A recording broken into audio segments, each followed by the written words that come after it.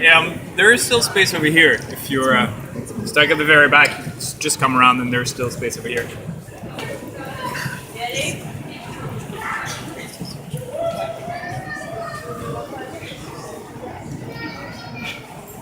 All right, perfect.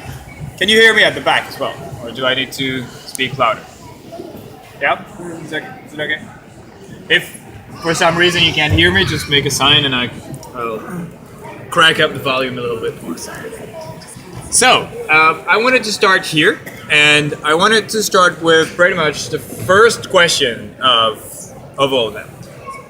Why did they build Vasa in the first place? So where does Vasa come from? And to talk about that, I chose to start here because you actually have the answer to that question right in front of you right now.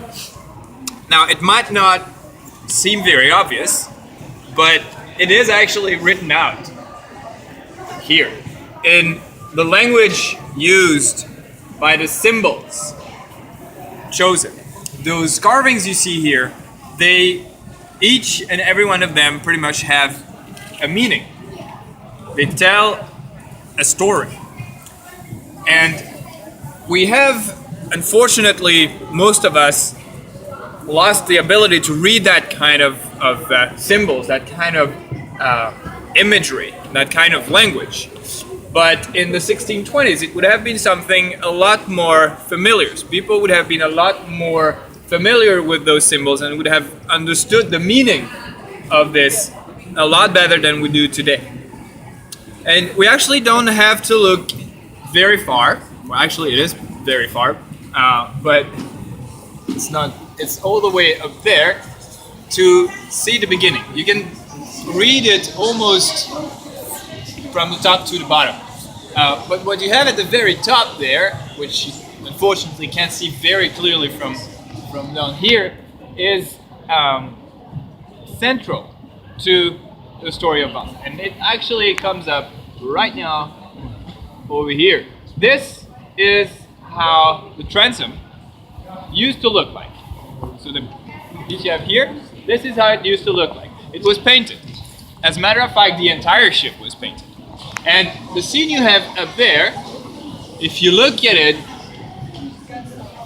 carefully, you will see that there is a boy in the middle. You see this 10-year-old boy right there. And he's being crowned by two strange-looking creatures. You see, on either side of this boy, you have an animal or a creature, half lion, half eagle. See, the body is the body of a lion. The head and the wings are those of an eagle. And then they're holding a crown above that little boy's head. This 10-year-old right there is the one you see here, so it's the same. And he's none other than the king of Sweden at the time. His name was Gustav II Adam. But by the time he ordered and built Vasa, he was not a 10-year-old anymore. He was already in his 20s, late 20s.